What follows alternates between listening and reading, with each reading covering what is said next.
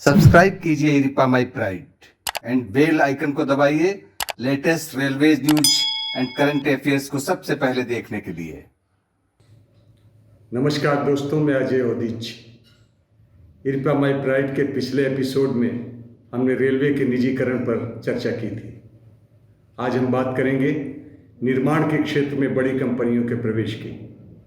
लेकिन सबसे पहले रेलवे से जुड़ी नई जानकारियां। सरकार ने लंबी दूरी की ट्रेनों में स्लीपर क्लास समाप्त करने का लिया निर्णय, यानी अब गरीब यात्री भी एसी कोच में ही सफर कर पाएंगे और यात्रा करने से पहले उन्हें रिजर्वेशन कराना होगा। जाहिर है कि ऐसे में किराया भी महंगा देना होगा। ट्रेनों में बाहरी वेंडर्स की दखल खत्म, चाय समोसे से लेकर खाने तक का इंतजाम ट्रेनों के भीतर ही होगा, यानी सस्ता खाना खाने की चाहत अब भूल जाएं। त्योहारी सीजन में किसानों को रेलवे ने दिया तोहफा, फल और सब्जियों की ढुलाई भाड़े में 50% छूट। उम्मीद की जानी चाहिए कि भारी महंगाई के दौर में फल और सब्जियों के भाव स्थिर रहेंगे। दोस्तों, रेलवे स्टेशनों और ट्रेनों के निजीकरण की बात अब पुरानी सी लगती है। बड़ी खबर यह है कि निर्माण परियोजनाओं में टाटा, अंबानी, अडानी जैसी बड़ी कंपनियों की दखल शुरू हो गई। सरकार की योजना है कि 70 साल से काम कर रही परंपरागत निर्माण कंपनियों के बजाय बड़े घरानों की कंपनियों को ही कंस्ट्रक्शन का काम भी सौंप दिया जाए। कुछ कंपनियों को बल्क में निर्माण कार्यों के ठेके दिए भी गए हैं। जाहिर तौर पर उन हजारों कॉन्ट्रैक्टर्स की पेशानी पर चिंता की लकीरें गाढ़ी हो रही हैं जो 7 दशक से इस क्षेत्र में सफलता के साथ काम कर रही हैं। भूलना नहीं चाहिए कि इन कॉन्ट्रैक्टर्स के बूते ही आज भारतीय रेलवे ने दुनिया में दूसरे सबसे बड़े सरकारी प्रतिष्ठान का गौरव हासिल किया है। इन्हीं कॉन्ट्रैक्टर्स के बूते आपका देश भर में आना जाना हो पा रहा है और दुर्गम से दुर्गम इलाकों में आप सुरक्षित सफर तय कर रहे हैं। रेलवे कॉन्ट्रैक्टर्स की संस्था इरिपा का कहना है कि निर्माण के क्षेत्र में बड़ी कंपनियों की दखल और एकाधिकार आपदा से कम नहीं है। उनका कहना है कि रेल परियोजनाओं के मामले में हमारी दक्षता यानी स्पेशलाइजेशन है। बड़ी कंपनियां हमारी मदद के बिना परियोजनाओं को अंजाम नहीं दे पाएंगी, बल्कि ऐसा होने से कंस्ट्रक्शन वर्क में लागत बढ़ेगी और सरकारी खजाने को मोटा चूना लगेगा।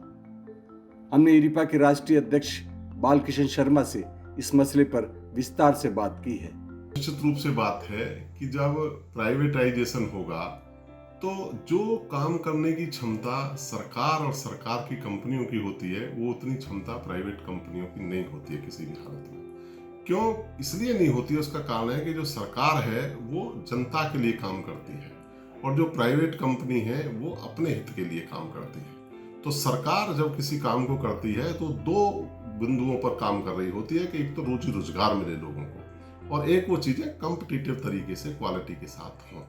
जब आप तो कोई भी चीज उसका सामंजस्य बैठाना इसलिए जरूरी होता है। कुछ चीजें प्राइवेट भी करनी होती हैं, लेकिन वो तब चीजें रहेंगी जब उसका नियंत्रण कहीं ना कहीं सरकार के हाथ में होता है। पैरेलली अगर गवर्नमेंट की चीजें उसके लिए अवेलेबल हैं तो उससे सब चीजों पर एक नियंत्रण रहता है।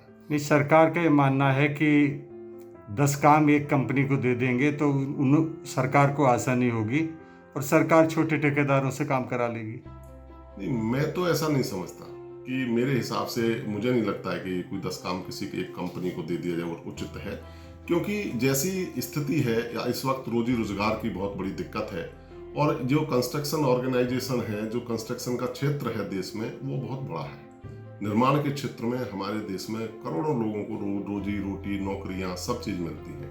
तो जो लोग काम कर रहे हैं उन सब की अगर इस तरह से किसी बड़ी कंपनी को, एक ठीक है मैं उनका विरोधी नहीं हूँ, उनको भी काम मिले, सबको काम मिले, लेकिन उसी अनुपात के हिसाब से काम मिले। जो लोग उसमें काम कर रहे हैं क्षेत्र में, उनको सबको उनका ध्यान रखना ये सब जरूरी है कि कोई जो रोजगार है उनका रोजगार ना छिने, जो प्राथमिकता है। जो निचले स्तर पर रोजगार है वो तो मिलेगा ही, काम तो होगा ही, मजदूर तो काम करेगा ही, लेकिन क्या आप समझते हैं कि इससे लागत नहीं बढ़ेगी कंस्ट्रक्शन वर्क की? देखिए, लागत तो 100% बढ़ेगी, क्यों नहीं बढ़ेगी? ऐसा तो संभव ही नहीं है कि लागत ना बढ़े। जब आप किसी बड़ी ऑर्गेनाइजेशन को लेके आएंगे तो उसमें लागत ना बढ़ने का तो सवाल ही नहीं है। उनका अपना ही इतना इंफ्रास्ट्रक्चर और अपनी सब चीजें हैं जिस काम करने का जो अपना अपना ढंग है।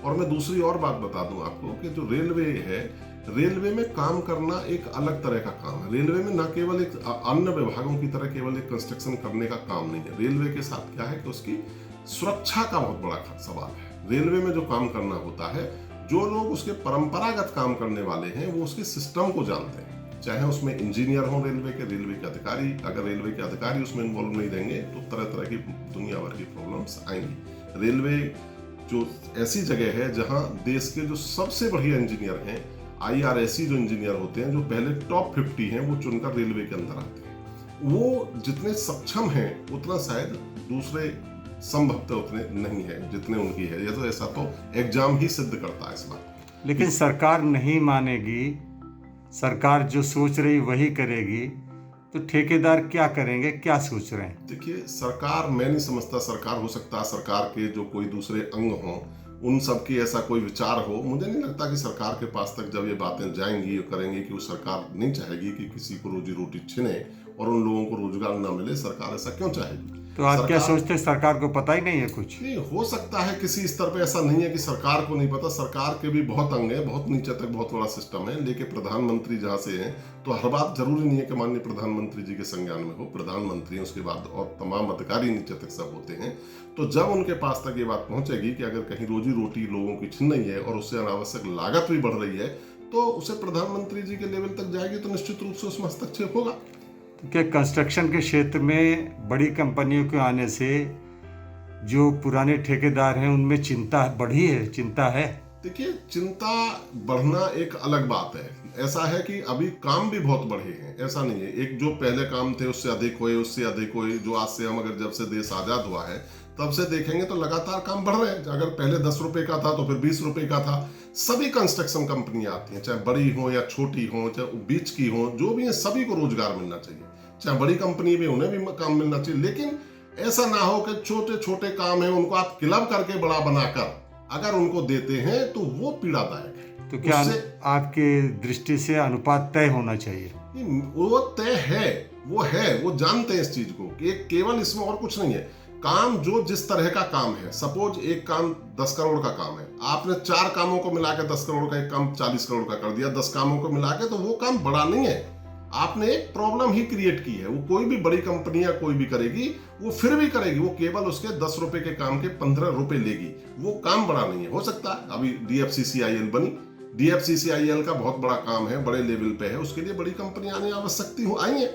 उसमें भी छोटे काम होते हैं। मेरा कहना यह है कि अनावश्यक छोटे छोटे कामों को क्लब करके बड़े बनाने के नाम पर किसी को एंट्री कराना वो गलत है। बालकिशन शर्मा की दलीलों से आप समझ गए होंगे कि कंस्ट्रक्शन के क्षेत्र में टाटा, अंबानी, अडानी जैसी बड़ी कंपनियों की दखल से पुराने ठेकेदारों की चिंता बढ़ रही है। देखते हैं ये ठेकेदार अपने वजूद को बचाने के लिए क्या जतन करते हैं और उनकी संस्था इरिपा इस मुसीबत से बचने के लिए भविष्य में क्या रणनीति बनाएगी। दोस्तों, आगे हम रेलवे से जुड़े ऐसे ही किसी मुद्दे पर आपसे रूबरू होंगे। हमारा ये वीडियो आपको कैसा लगा अपने कमेंट्स देकर बताइए। और हाँ, सब्सक्राइब, लाइक और शेयर करना मत भूलिएगा। थैंक यू, नमस्कार।